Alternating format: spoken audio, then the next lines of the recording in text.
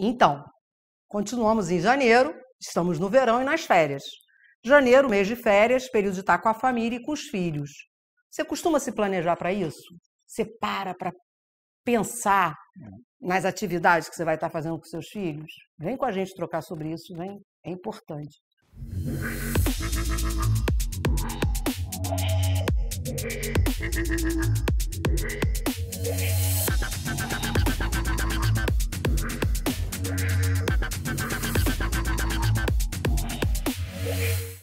Então, estamos em mês de férias, estamos no mês de janeiro, as crianças estão em casa, né? Basicamente é um período que a gente tenta priorizar de ficar com eles, de estar com eles. Isso é o ideal que se faça, né? Que pais que trabalham fora, que têm uma rotina, né, de trabalho, que priorizem os meses de férias para poder marcar as suas férias e estar com os filhos. Impressionantemente, eu ainda vejo pais que marcam férias no período que os filhos não estão de férias para poder viajar sozinho, né? Isso me deixa assim, a gente tem filho para poder construir, né, a história dessa criança, dividir a história dessa criança, estar junto, né, nesse processo de desenvolvimento. Então, assim, nesse vídeo eu queria trazer a importância desse processo relacional, começando por entender, gente, que essa relação se dá desde o primeiro momento em que os pais tomam conhecimento de que estão gestando uma criança, de que estão gerando uma criança. Se vocês pararem e refletirem bem, a história dessa criança começa no momento em que a gente é informado de que vamos ter um filho. Estamos grávidos, estamos gestando, a gente começa a construir uma identidade para essa criança, a gente começa a definir um nome para essa criança, a gente começa a sonhar os sonhos dela, a gente começa a criar projetos de vida para ela, mas a gente esquece que esse indivíduo, que esse sujeito que está sendo gerado, que está sendo formado, né, ele não pertence a gente. A gente vai trazer eles ao mundo, vai fazer com que eles venham fazer parte desse mundo, mas eles têm que ser preparados para enfrentar o mundo. A gente não vai poder enfrentar o mundo por eles, a gente não vai poder viver as histórias deles, a gente não vai poder viver as dores deles, a gente não vai poder evitar que eles vivam algumas coisas que eles precisam viver. E para isso é de fundamental importância que a gente, né, consiga construir um canal de comunicação para que a gente seja um porto seguro para esse sujeitinho, para essa criança, para esse indivíduo que está em formação se sentir mais confiante de buscar a nossa figura, a figura de pai e mãe, no momento em que ele precisar de alguma referência. Então, o que acontece? Porque quando essa criança chega numa adolescência, ele vai ter muito mais referência do mundo externo do que nós. Ele vai buscar muito mais referências do grupo, dos outros adolescentes. Só que se a gente construir um canal de comunicação na primeira infância, essa ligação vai estar lá e não se desfaz. A gente vai ser o porto seguro dos nossos filhos. Só que assim, as pessoas, né, até porque nem todo mundo tem a formação que eu tenho, nem todo mundo é psicólogo, nem todo mundo estudou comportamento, e por isso a gente está aqui nesse canal para dividir com vocês, porque muita coisa que eu aprendi na psicologia eram coisas que nunca foram ditas, nunca foram faladas, né, que nunca foram experimentadas num processo de formação minha, do meu irmão e de outras pessoas que eu conheço, né, e de repente, com a possibilidade de estudar o comportamento, eu falei, gente, tem coisas que são tão simples e tão básicas e que a gente pouco fala. E eu tô aqui para falar para vocês. O objetivo do canal da Ana Café é estar aqui para informar e para que a gente possa formar cada vez melhor. A gente passa durante um tempo curtindo aquela barriga, curtindo aquela gestação, né? E a gente conversa com a barriga, a gente conversa e a gente bota musiquinha para o bebê ouvir, né? Para a criança ouvir. Só que essa criança vem para o mundo. Essa criança vem fazer parte desse mundo.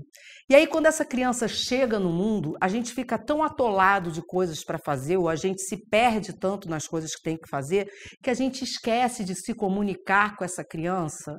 Às vezes a gente está com o bebê no colo, mas a gente está esquentando a mamadeira, ou a gente está atendendo o telefone, ou a gente está... E a gente não está de verdade com a criança. E a gente não está se conectando com aquele pequeno ser. Às vezes a gente vai dar de mamar para o filho, mas não está olhando para aquela criança, a gente não está fazendo contato. não é só dar o alimento, é ter o contato afetivo, emocional, é ter essa troca. Não adianta o pai sair e só para trabalhar e trabalhar e trabalhar e não botar um filho no colo para sentir o coração dele batendo. Essa relação, ela se estabelece por uma vida toda, mas ela é cada vez mais intensa se ela começa muito cedo, onde essa criança vai ganhando confiança nessas figuras que estão criando. E aí essa criança vai num processo de desenvolvimento que num primeiro momento é tudo aquilo, ai que gracinha, o neném da vovó, vem com a mamãe, vem com o papai, ai ele é maravilhoso, né? Aquela tudo que acontece quando a criança nasce. E aí daqui a pouco essa criança que está em processo de desenvolvimento, ela começa a engatinhar, ela começa a caminhar. Essa criança começa, olha só, vocês prestem atenção que, por que a Ana está falando disso? Porque eu estou falando de formação de autoestima. E que quando a gente está perto dos nossos filhos, a gente às vezes fala coisas que a gente não percebe e isso fica gravado no inconsciente da criança e a criança vai levar isso pelo resto da vida. Então aquele bebê que era lindo e maravilhoso começa a caminhar pela casa e começa a mexer em tudo. Começa a virar a mesa da sala, começa a puxar as panelas de dentro do armário e de repente você está arrumando a gaveta, ele está tirando tudo de dentro da gaveta, ele está descobrindo o mundo, ele está descobrindo o que existe em torno dele e a gente às vezes está tão... Meu Deus, eu não consigo, eu não aguento mais, essa criança não para, ô inferno! Cadê aquele amor da minha vida? Cadê aquela pessoa mais importante? A mesma pessoa que escutava essas palavras de afeto começa a dizer, a ouvir, que inferno, eu não aguento mais, essa criança bagunça tudo o tempo inteiro, essa criança começa a achar que ela é um problema, que ela está transformando a vida da casa dela, que está transformando a vida dos pais dela num problema. Quando o pai chega em casa e diz assim, eu não aguento trabalhar tanto porque eu tenho que pagar aquela escola, porque a escola é caríssima, a referência de quem está causando esse endividamento para esse pai ou esse excesso de contas é a criança. Então a gente tem que estar muito atento nas palavras que são ditas, nas coisas que são ditas, às vezes as entrelinhas, né? E outras vezes é o que não é dito, é a ausência, é a falta do contato. A gente vive num mundo hoje, né, num momento, né, de muita aceleração, de muita informação, de muitas coisas que podem ser feitas, de muitas coisas que podem ser vivenciadas, e a gente está deixando de viver o básico, a gente está deixando de viver coisas que faziam com que a gente formasse uma família, com que a gente estruturasse uma família. A gente fala até nesse processo de formação da criança, no processo de trabalhar de forma preventiva, né? Que se vocês forem parar para ver hoje, as arquiteturas, né? O projeto arquitetônico dos lugares que a gente mora, não ajuda num processo de relacionamento, não ajuda a gente a se relacionar melhor e mais com as pessoas. Se vocês forem lembrar, antigamente, todas as casas tinham cozinha e copa. Hoje, se vocês verem, as casas são um corredor, a cozinha é um corredor. A gente perdeu aquele lugar, que era o lugar da troca, de quando um filho chegava, sentava na cozinha para comer um pedaço de bolo, tomar um café com leite, conversar e trocar. O lugar onde a mãe esperava o filho com um alimento, isso não existe mais. Hoje as pessoas, cada um vai, pega o seu prato, muitas vezes esquenta no micro-ondas e vai para dentro do quarto, porque cada um tem uma televisão, cada um assiste televisão do seu espaço. O pai chega em casa e não quer se aborrecer, está cansado, e aí a mãe dá comida para os filhos antes do pai chegar. Gente, como é que a gente constrói relação? A gente começa a construir relação fazendo refeições juntos, estando juntos no momento das refeições.